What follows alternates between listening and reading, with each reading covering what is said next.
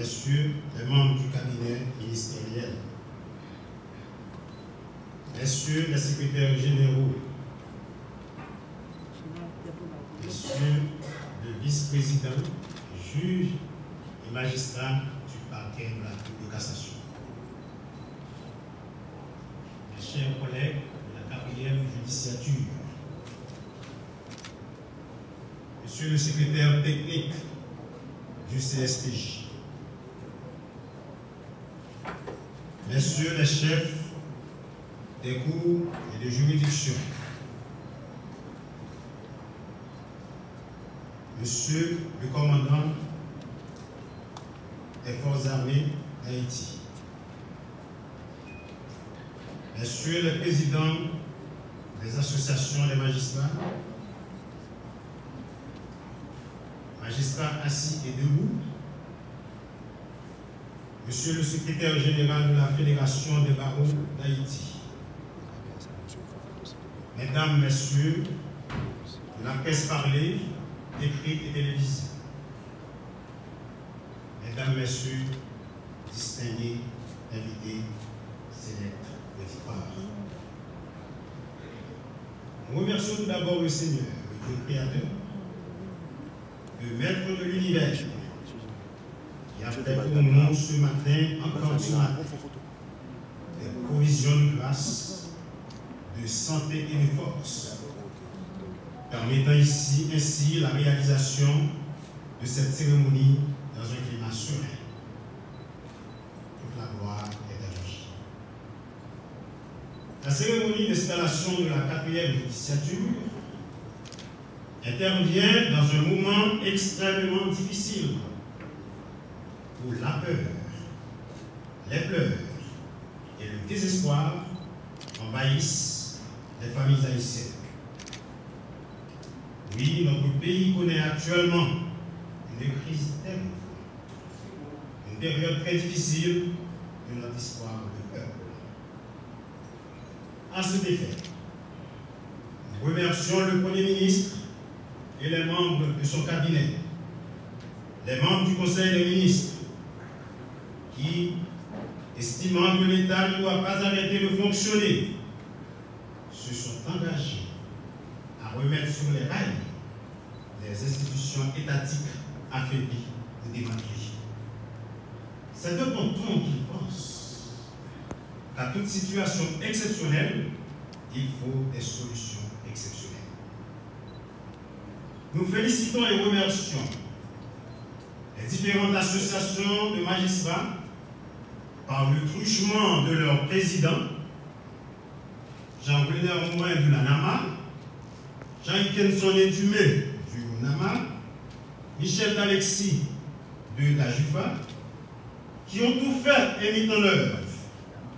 Rencontre avec les autorités étatiques, réunion avec les nouveaux conseillers, intervention dans les médias, pour pouvoir rendre possible aujourd'hui cette installation, empêchant ainsi la disparition du CSPJ qui était à l'avenir.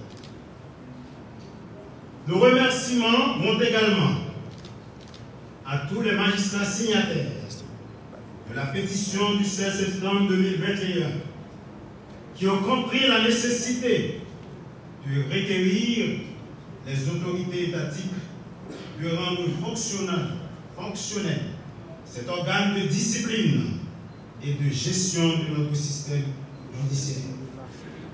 Mesdames, Messieurs les magistrats, en signant cette pétition, vous avez joué votre partition et c'est de devoir.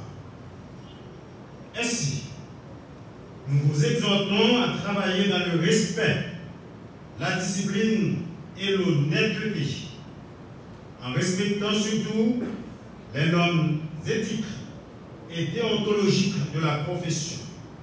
Sinon, le CSPJ n'hésitera pas d'intervenir et de sanctionner les écarts commis par certains d'entre vous dans l'exercice de vos fonctions.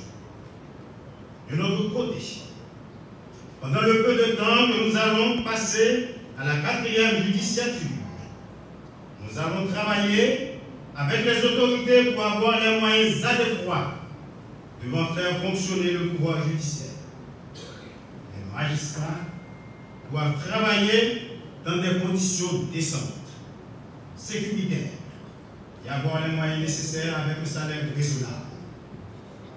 La formation continue des magistrats doit être prise en compte. Les fonctions, puisque les fonctions de juger et de requérir exigent des compétences affirmées, il faut que le magistrat ait une connaissance ouverte sur le monde.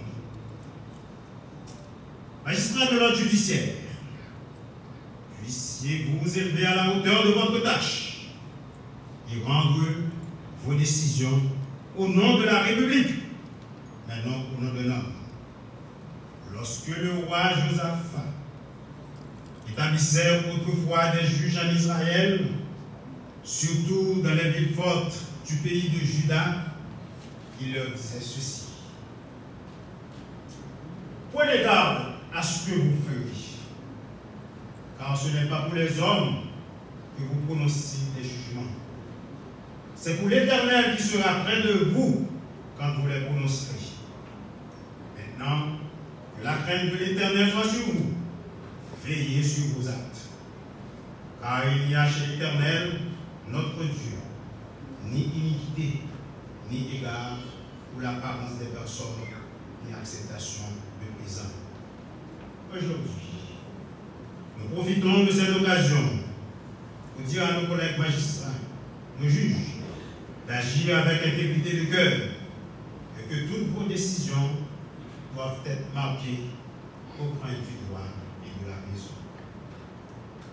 Dans son testament politique, au XVIIe siècle, Richelieu écrivait ceci: il est beaucoup plus aisé de reconnaître le défaut de la justice que d'en prescrire les remèdes.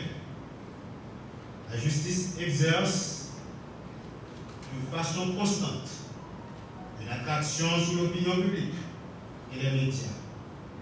Les affaires pénales ou civiles, les faits divers, les scandales et les pathologies de la vie judiciaire retiennent l'attention. On met en exergue les imperfections du système judiciaire, laissant dans l'ombre les aspects positifs, les avancées, les progrès.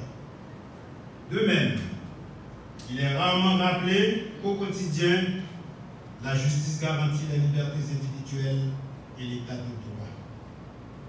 Dès lors, l'opinion publique est convaincue du dysfonctionnement de la justice et ne lui octroie pas le crédit et la confiance qu'elle mérite. Il est à constater, malheureusement chez nous, qu'un juge est honnête et fait son travail dans le respect de la loi, plus est difficile le renouvellement de son mandat. Malgré tout, magistrat, honnête et crédible, nous vous demandons de continuer de l'être, de ne pas salir vos toges immaculées. Vous ne devez, sous aucun prétexte, laisser le lambeau de votre dignité au reste du chemin. Quand on aura besoin, permettez-nous de dire aux magistrats qui se laissent corrompre, quand on aura besoin de juges sérieux et compétents, on ne fera pas choix de vous. Et les corrupteurs seront les premiers à vous traiter de corrompus. Pourquoi? Nous demandons à l'exécutif, à ce gouvernement qui jusqu'ici fait preuve de bonne foi, d'étudier la possibilité de se pencher sur le renouvellement du mandat de certains juges dont le CSPJ n'a rien à reprocher. Leurs dossiers ont été déjà acheminés à l'exécutif depuis plusieurs années aux fins du renouvellement et ils croupissent encore dans les tiroirs. Une justice infaillible, rendue à la satisfaction de chacun. Tel est l'idéal auquel aspire tout justiciable qui l'a saisi. Or, juger n'est pas chose facile ni populaire. Un procès fait inévitablement un mécontent. pourquoi il est important de rappeler à tout un chacun, aux justiciables, qu'un magistrat est serviteur de Dieu pour votre bien. Si vous faites le mal, craignez, car ce n'est pas en vain qu'il porte l'épée, étant serviteur de Dieu, pour exercer la vengeance et punir celui qui fait le mal. Et il est dit, il est écrit quelque part, si l'on fait grâce aux méchants, il n'apprendra pas la justice. Il se livrera au mal dans le pays de la droiture, et il n'aura point égard à la majesté de Dieu. Voyez-nous, nous allons rester dans les limites de nos attributions, celles que nous confère la Constitution et la loi créant le Saint-Esprit. Malheur aux magistrats injustes, à ceux qui rendent et prononcent des décisions iniques pour refuser aux pauvres, pour refuser justice aux pauvres et aux malheureux. Nous disions tout à l'heure que notre pays connaît une crise sans précédent. Et les magistrats ne sont pas non plus épargnés de ce phénomène d'insécurité qui frappe tous les secteurs vitaux de la nation, qui sape les fondements même de la nation. Certains magistrats ne sont-ils pas complices de cette situation par leur façon de fonctionner? Ne contribuent-ils pas à aider certains politiciens véreux à mettre ce pays là où il est aujourd'hui? En tant que magistrats, nous devons changer notre façon de fonctionner et d'appliquer la loi envers et contre tous. Bref, de rendre justice à qui justice est due, car la justice procure la paix et élève une nation. L'heure n'est pas au long et au discours.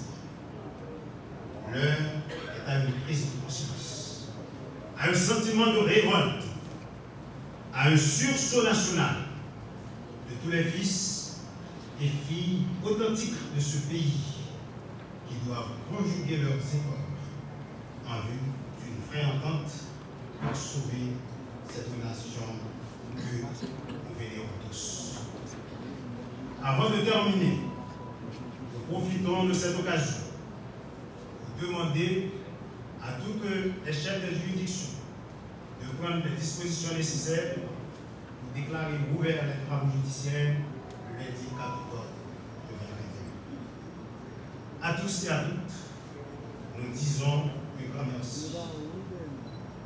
Merci de votre présence, vous qui rehaussez l'éclat de cette cérémonie. Merci de votre attention. Que Dieu nous vienne.